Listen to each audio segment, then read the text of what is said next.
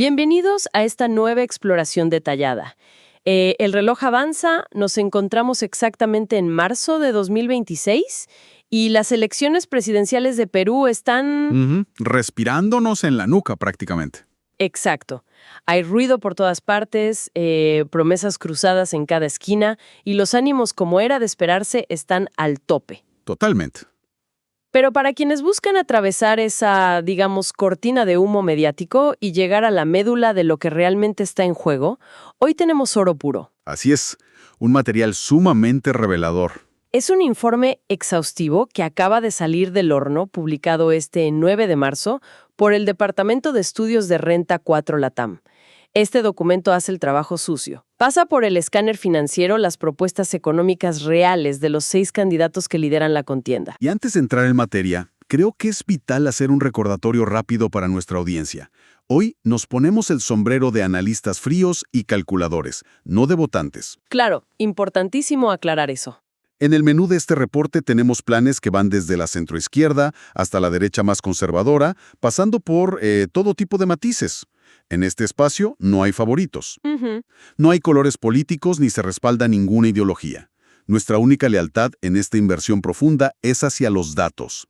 El objetivo es destripar la viabilidad y la lógica detrás de estos planes económicos, dejando las pasiones en la puerta. Hecha esa aclaración vital, pongamos la fotografía del momento sobre la mesa. A ver los números. Según la encuesta de Ipsos y Renta 4 que acompaña el reporte, el tablero de ajedrez está así.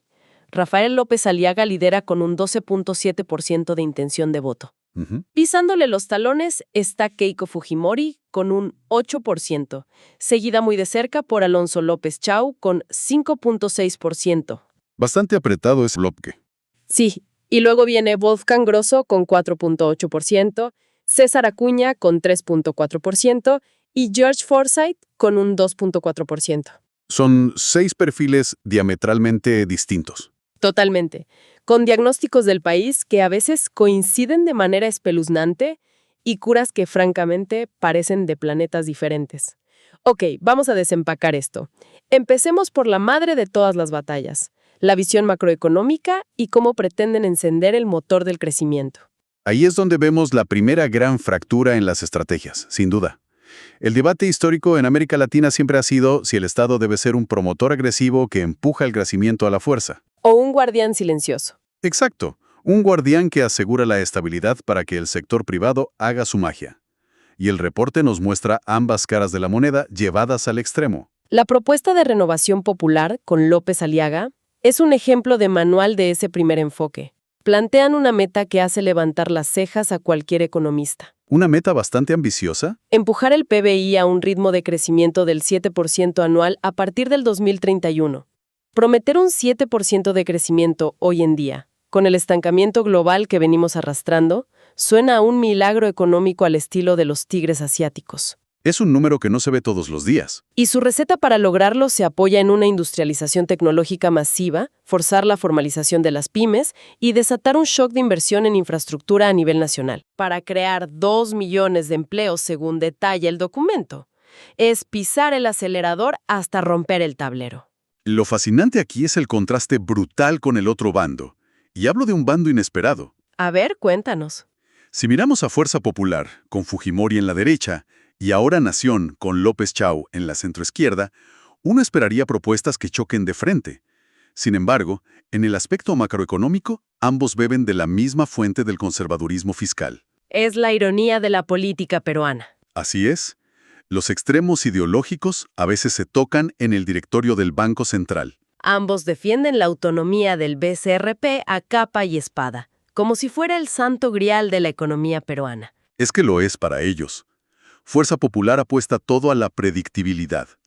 Respeto irrestricto a los contratos, control estricto de la inflación y proyectar esa imagen de país aburrido pero seguro para los capitales. Y ahora, Nación, en lugar de proponer un gasto público desbocado, como dictaría el estereotipo, consolida una senda de reducción del déficit fiscal. Exactamente. Su enfoque no es gastar más emitiendo deuda, sino recaudar mejor cerrando los caños de la ineficiencia. Entienden perfectamente que sin disciplina fiscal Y sin la credibilidad del Banco Central, cualquier promesa social se la termina comiendo la inflación al mes siguiente. Es la lógica de no construir el segundo piso de la casa si los cimientos están temblando. Esa misma fricción entre querer avanzar rápido y tener que arreglar las bases rotas nos lleva al segundo gran monstruo de este reporte. El laberinto de los impuestos y la informalidad. La informalidad crónica del país, sí. Todos los candidatos, sin excepción, señalan a la informalidad como el gran ancla que no deja avanzar al Perú. Pero las herramientas para cortar esa cadena van desde la poda radical hasta los incentivos de comportamiento. Es que la burocracia tributaria se ha convertido en una barrera de entrada casi psicológica.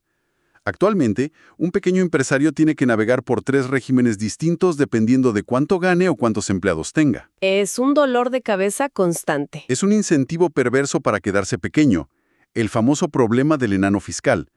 Porque crecer significa saltar una categoría donde la entidad recaudadora te respira en la nuca con reglas corporativas. Para desarmar ese engranaje, Renovación Popular lanza la motosierra. Buscan eliminar de un plumazo 3 regímenes de renta para fusionarlos en uno solo, bajar la tasa del IGB para inyectar liquidez inmediata en la calle. Lo cual siempre es popular. Claro, y además proponen una ley del contribuyente.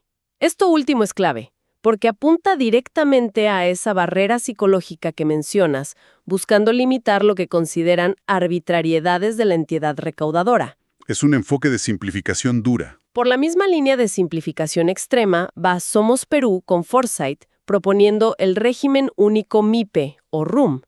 La idea es meter a la licuadora el nuevo RUS, el régimen especial y el MIPE tributario y sacar un solo pago con una declaración trimestral. Bajar la fricción administrativa ayuda, desde luego, pero a veces no basta con quitar las piedras del camino. Tienes que poner un imán al final. El reporte detalla cómo Fuerza Popular intenta esto mediante lo que podríamos llamar zanahorias tributarias agresivas. ¿Cómo cuáles? Proponen exonerar del impuesto a la renta por 3 años a los jóvenes emprendedores. Vaya. Eso es oxígeno puro para una startup o un negocio familiar en sus primeros 1000 días, que es cuando la mayoría quiebra. A la par, lanzan créditos tributarios del 50% por contratar practicantes o adultos mayores. Tienen la mira puesta en una métrica durísima: formalizar al 60% de las MIPES para el 2031. Una cifra titánica considerando los niveles históricos del país. Pero la imaginación fiscal no termina ahí en el reporte. El Plan de Alianza para el Progreso, de Acuña, trae a la mesa el concepto de las microcontribuciones a través de un régimen simplificado para la formalización. Ese es un modelo interesante. Sí, en lugar de cobrar un porcentaje fijo que asfixia cuando no hay ventas, proponen un modelo progresivo sobre utilidades reales, atado a beneficios sociales directos. La premisa es: pagas poco, pero a cambio recibes algo tangible del Estado. Y hablando de recibir protección, ahora Nación le da un giro laboral al tema con su seguro laboral solidario. Un concepto muy distinto. Totalmente. Ese es un concepto de formalización inclusiva que ataca el síntoma de la precariedad. No se trata solo de que el Estado recaude, sino de tender una red de seguridad para ese trabajador informal que hoy vive al día. Su plan combina fiscalización inteligente con asistencia técnica en los territorios. Tratan de cambiar el paradigma. La formalidad no como un castigo impositivo, sino como una puerta de entrada a la seguridad social. Exacto. Y al mencionar la seguridad social, cruzamos la frontera hacia el territorio más minado de todos, el rompecabezas del sistema de pensiones. Para quienes nos escuchan, analizar las propuestas previsionales de este año es como intentar armar un mueble complejo donde cada candidato ha traído un manual de instrucciones distinto. Y algunos incluso han traído herramientas para destruir el mueble entero. Tal cual. El diagnóstico es unánime en los 6 frentes.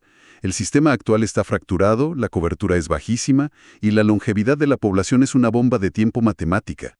Pero las soluciones que arroja el informe de Renta 4 son un experimento fascinante de economía conductual y política pública. Empecemos por la idea más fuera de la caja. Ahora Nación propone crear cuentas previsionales para recién nacidos. Esa propuesta llama mucho la atención. Es un producto supervisado, sin comisiones, estilo cuenta a plazo fijo, que se abre el día que naces. Es el poder del interés compuesto trabajando a favor del ciudadano durante 65 años sin que el individuo tenga que acordarse de aportar en su juventud.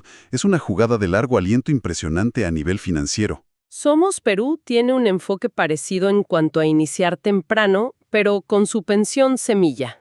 Donde el Estado cofinancia.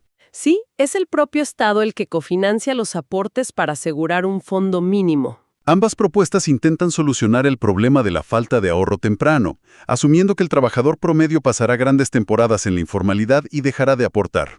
Pero luego tenemos los manuales que piden desmantelar el sistema. Hablemos de eso. Alianza para el Progreso propone sustituir completamente a las AFP. En su lugar, sugieren crear empresas administradoras de fondos, las EAF, buscando abrir la cancha a más actores financieros, pero con un detalle que lo cambia todo. La creación de un fondo estatal blindado. Exactamente, un fondo estatal blindado para garantizar una pensión mínima universal. Es decir, inyectar un componente de solidaridad estatal fuerte dentro de un esquema de capitalización privada ampliada. Eso es rediseñar por completo la arquitectura financiera del ahorro en el país. Pero, paradójicamente, el candidato que lidera las encuestas, según el reporte, López Aliaga, con Renovación Popular, casi no toca el tema previsional de forma directa en su plan. Y eso no es un olvido, es una declaración de principios económicos muy clara. Su apuesta es la teoría del derrame a través del empleo. Claro, el famoso crecimiento. Si logras ese mítico 7% de crecimiento y creas 2 millones de empleos formales, el sistema de pensiones se arregla solo por pura gravedad, porque la base de aportantes se multiplica. Es una apuesta altísima al macrocrecimiento como cura de todos los males microeconómicos. En la orilla opuesta de la protección del ahorro está integridad democrática. Wolfgang Grosso y su equipo rechazan de plano cualquier nuevo retiro masivo de los fondos. Ven la sangría de las cuentas individuales como un suicidio financiero a largo plazo y deciden poner el candado de una vez por todas. Además, apuntan sus cañones a reformar la ONP para tapar el enorme agujero fiscal que genera el sistema de reparto público, combinando esto con una expansión de las pensiones no contributivas para la población vulnerable extrema. Vemos a cada uno resolviendo la ecuación con variables distintas. Interés compuesto desde la cuna, capitalización con garantía estatal, crecimiento agresivo del empleo o candados de protección. Pero todos estos planes sociales, estas reformas y este crecimiento proyectado cuestan dinero. Muchísimo dinero. Este destrave de inversiones del informe de Renta 4 parece un catálogo de subastas de megaproyectos. La obsesión compartida es la cinta roja. Esa burocracia paralizante. Esa burocracia que mantiene miles de millones de dólares durmiendo el sueño de los justos en expedientes interminables. La inversión privada en el Perú ha estado muy golpeada por la desconfianza y la sobreregulación en los últimos años. Las cifras que prometen movilizar no son simples metas de campaña, son el oxígeno necesario para sostener cualquiera de las reformas que acabamos de discutir. Las magnitudes son de otra liga en este reporte.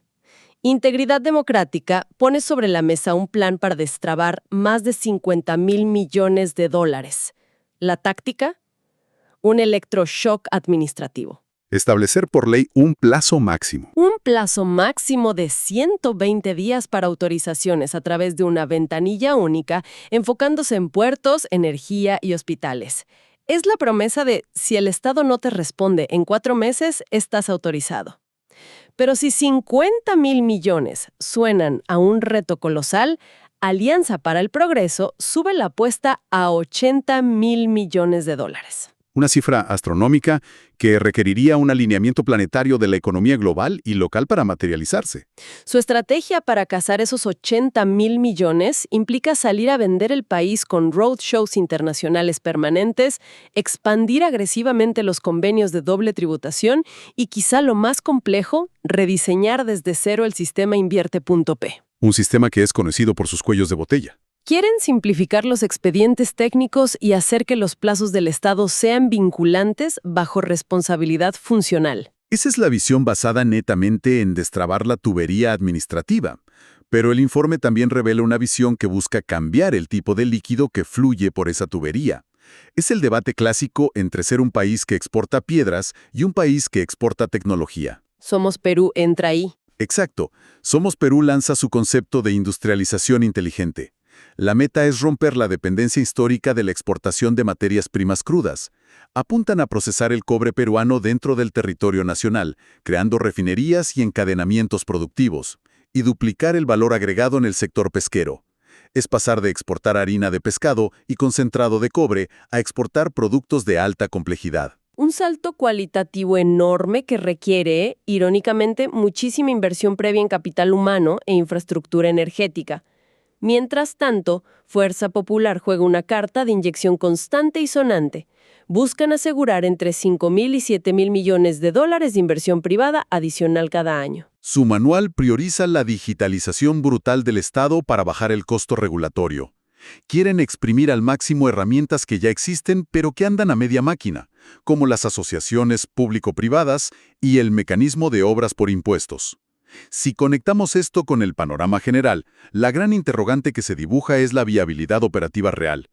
Tenemos a 6 candidatos que reconocen que el Estado peruano, en su forma actual, es una máquina de impedir. Las intenciones de crear ventanillas únicas, silencios administrativos positivos y agencias de promoción ágiles son brillantes en el papel. El problema histórico de la región no ha sido la falta de buenas ideas para atraer capital, Sino la capacidad de ejecución. efectivamente, la capacidad real del aparato estatal para implementar esos atajos sin abrirle la puerta de par en par a los sobrecostos y los arbitrajes internacionales por contratos mal diseñados. Entonces, ¿qué significa todo esto a puertas de las elecciones? Cuando ponemos el reporte de Renta 4 bajo la luz, emerge una narrativa clarísima, casi independiente de los candidatos. El Perú del 2026 está atrapado en una encrucijada, donde los síntomas son innegables para cualquiera que mire los datos. Síntomas muy severos. Un sector informal gigantesco que funciona como un universo paralelo, un sistema de jubilación que en su diseño actual dejará a millones a la intemperie y un motor de inversiones oxidado por la desconfianza y la maraña legal. La coincidencia en el diagnóstico es abrumadora al leer el documento.